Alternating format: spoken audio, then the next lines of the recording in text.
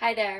Welcome to the Gardens and Graveyard channel. My name's Charisma, and today we're meeting in the studio and we're sowing some more seeds. I know it gets super redundant this time of year, but the fact of the matter is it's seed starting season and I have more seeds to sow. Today I am sowing even more zinnias and some marigolds and calendula.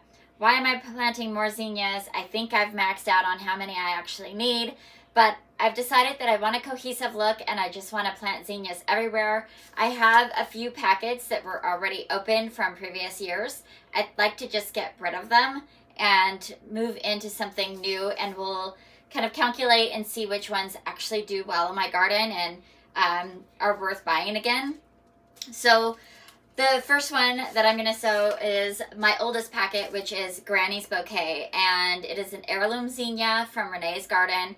It has dark pinks and light pinks and lime greens and yellows and oranges. So we're going to actually heavily sow each one of these seeds. I just have this one tray. I only have room for one 72 cell tray.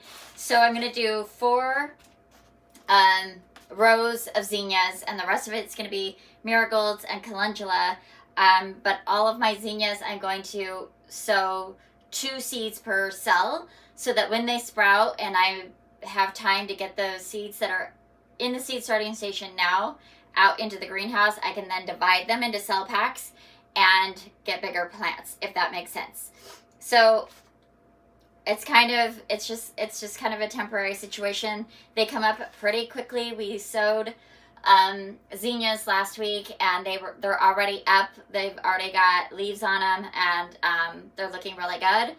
So I feel like by the time these have true leaves, those zinnias will be ready to go out into the greenhouse, and I'll have room to move these up into 6 packs underneath the grow lights for a little while before they go into the greenhouse. So that's what we're going to do. I think what I'm going to actually do before I even get started, so that this video is not super long, I'm just going to go over the seeds that we're going to sow, and I'll sow those and then do the next batch. Does that make sense? So we're going to do zinnias Granny's Bouquet. These ones get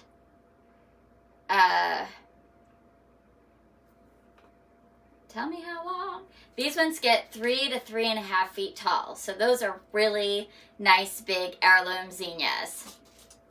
I don't know if it tells me how big the heads are. Cutting flowers. Large and abundant flowers. It doesn't say how big the heads are. Okay. Then on the other spectrum, we're going to do zinnias Thumbelina, which and it has just a mix of all the hot colors: bright pink, yellow, reds, whites.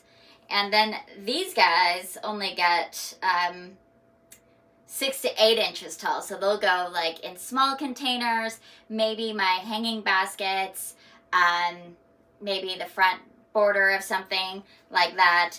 These are, let's see, how old are these? I can't remember. Have a date on these ones, but these ones are 3 years old, so we'll see. And these are Fairy Morse. These are also Fairy Morse, and these are Giants of California mixed colors. Again, just big, bold, hot, tropical colors. These ones get 36 inches tall, so about the same height as the Granny's Bouquet. And these are 4 years old, so yeah. And then these are from Johnny's, and these are the Oklahoma Ivories. These ones are 2 years old, and they get to be, I don't see a height on these ones. Oh, 40 inches tall, so a little bit taller. And they're just a beautiful pure white. A little bit of like a grain, I think, in the throat. So we're going to get these 4 zinnias done, and then we'll move in to the next category. So we'll do Granny's Bouquet. I've already got my tags made. I've already pre-moistened the soil.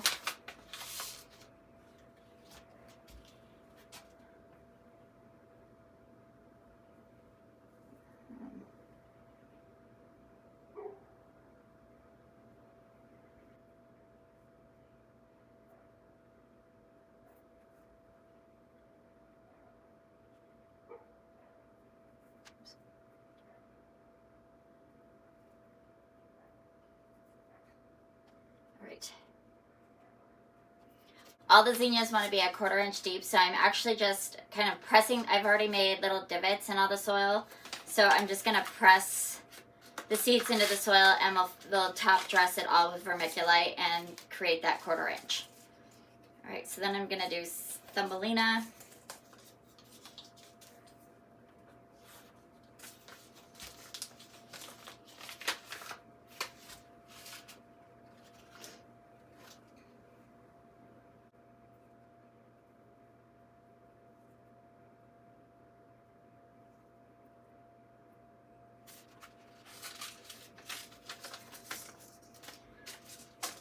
And then we'll do the giants.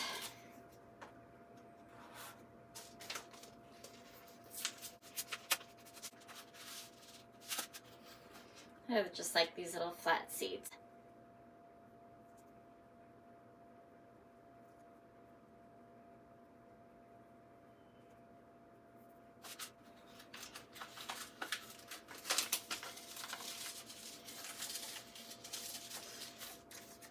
And then Oklahoma ivory.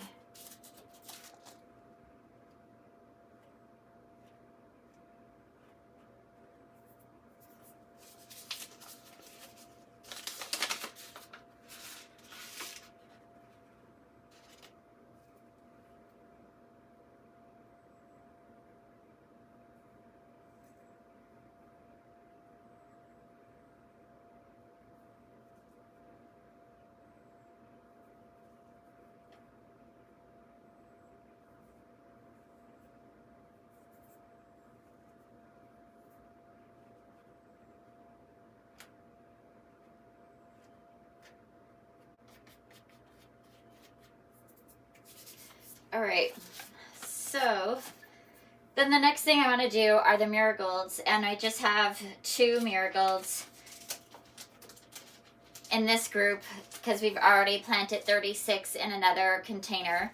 So we've got Marigold Queen Sophia, which is a beautiful, just really rich orange. And then we have, and this says it gets 2.5 inches across, so that's a good size marigold. And then this is Marigold White African Kilimanjaro, which is a beautiful, buttery, creamy, white, yellowy color. And it's like really ruffly and fluffy looking, so that's kind of exciting. So we're going to go ahead and, this is not Calendula, this is Marigold.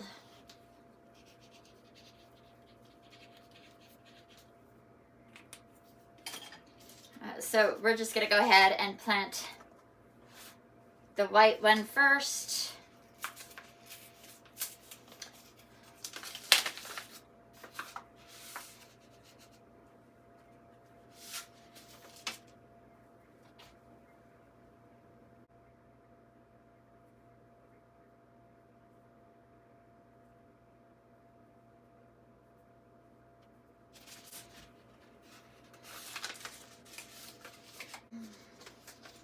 These ones are only a year old, so we might get another year out of them if they have good germination. And then the Queen Sophia. Oops.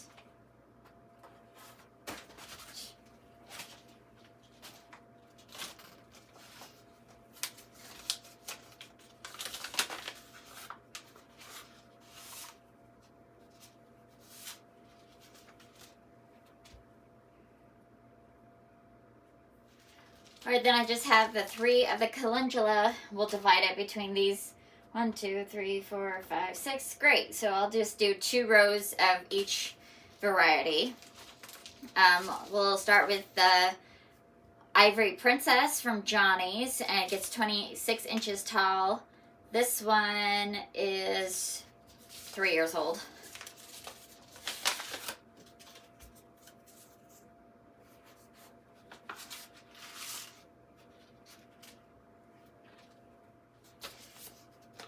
Alright, so Ivory Princess is done. It is 26 inches tall. Then we're going to do Bronze Beauty, which gets 20 inches tall. I say 26, 20, so it's a little bit shorter. And then we're just going to put tag there. 2 rows of this. There's a lot in here. Wow.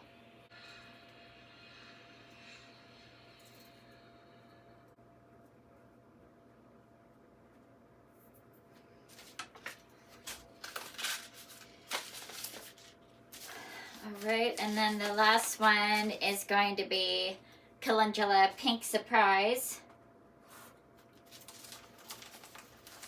This one's from Baker Creek Heirloom Seeds, and this one will get, I don't know. It doesn't say. This one's only a year old, so hopefully we'll have better success here.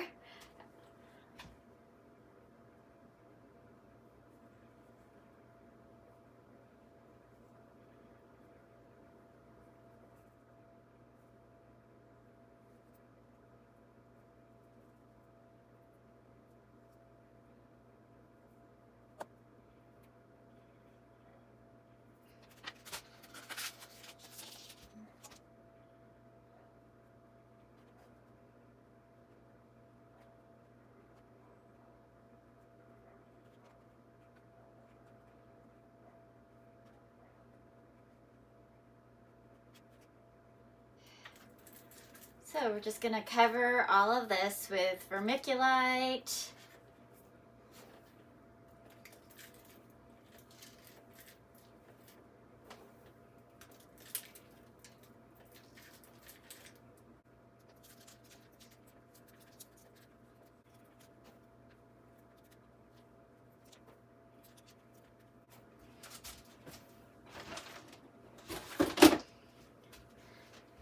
And then we're just going to water them in so all the seeds have contact with soil.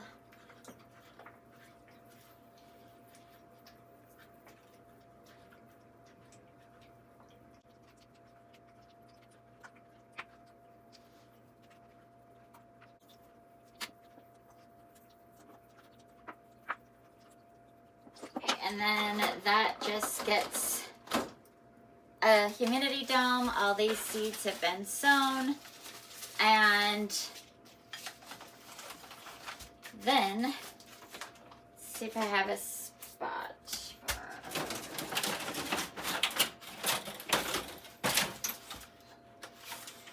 What I want to do now is I've just got this old tray that I don't really want to use for my cells anymore because it's starting to crack. It's a few years old.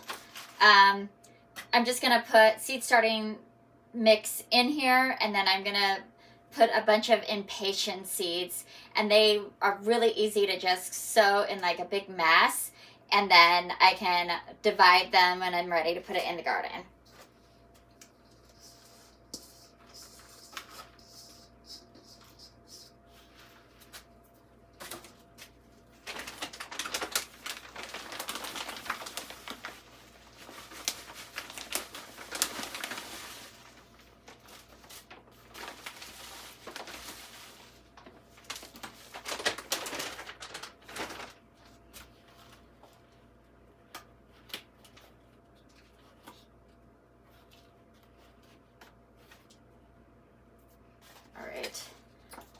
I'm going to go ahead and pre-moisten it a little, but it doesn't need to be as moist.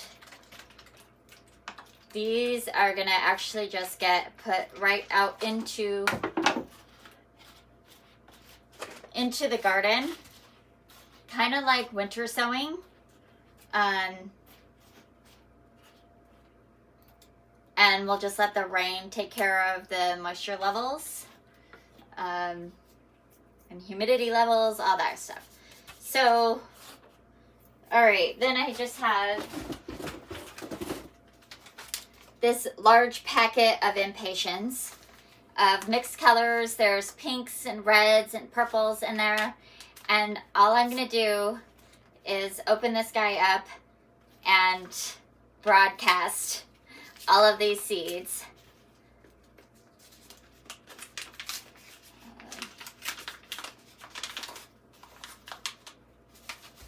So I'm just gonna do one of these.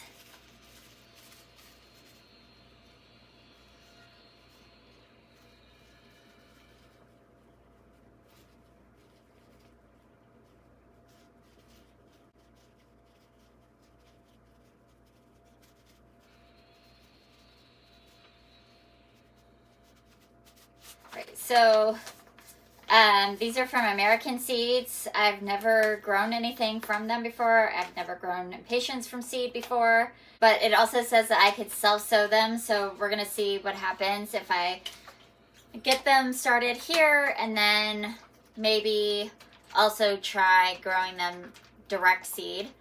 I had grown impatiens around a couple of trees last year. Loved it. So I definitely want to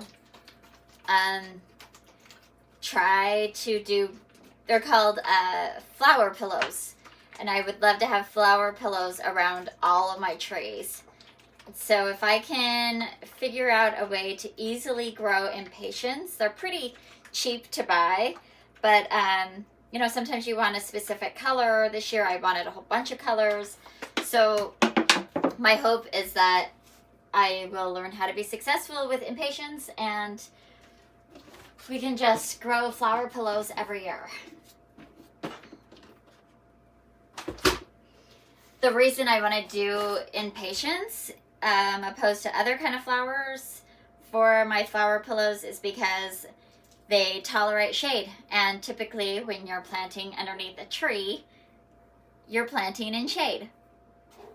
So again, I am covering this all with a little bit of vermiculite just to help with any kind of dampening off or anything like that. All right.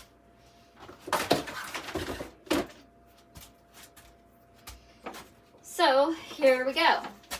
We have a little dome on this one. I'm going to put this one outside. I will check it every couple of days. As soon as it starts to sprout, I'll take the dome off and just allow it to grow outside because they are cold tolerant. And our temperatures are dipping down into like the 40s at night. Maybe a little bit lower on some nights, maybe like 38 outside. My thermometer in the greenhouse is only dipping to 40. And our days are like 50 to 55 a day. So not big swings, and I think they'll be just fine. We're not going to get freezing temperatures unless there's like some sort of a freak thing happen, which has happened in March before, but typically not. All right, I'm going to put these under grow lights. I'm going to put this outside, and that is going to be it for today's video. I have sweet peas and geraniums that I need to soak and sow. So those will be the next seeds that I work with. I'm not growing that many of either one of them, maybe like 15 of each plant. So I might just, I might not do a video of that. It might just be, you know, get it done and get it out there. And then we'll be direct sowing. So there will be peas and beans to plant into the garden in the next week or so.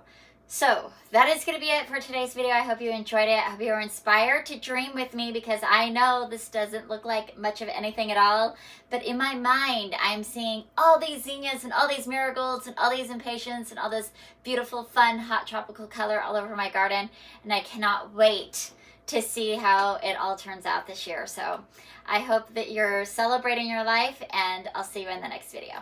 Bye. Oh, all the little baby reseeded seedlings have come up, and they are now hanging out in the greenhouse, which means they're so much closer to going out into the garden. I wanted to share. Look at these alyssum. They're already blooming. How adorable is that? And the zinnias are all up with their covers off, which is super exciting. And we have just a couple of the marigolds. They're not all up yet, but they're getting there. So exciting to see so many little seedlings. Oh, it's hard to show in the light. Ooh.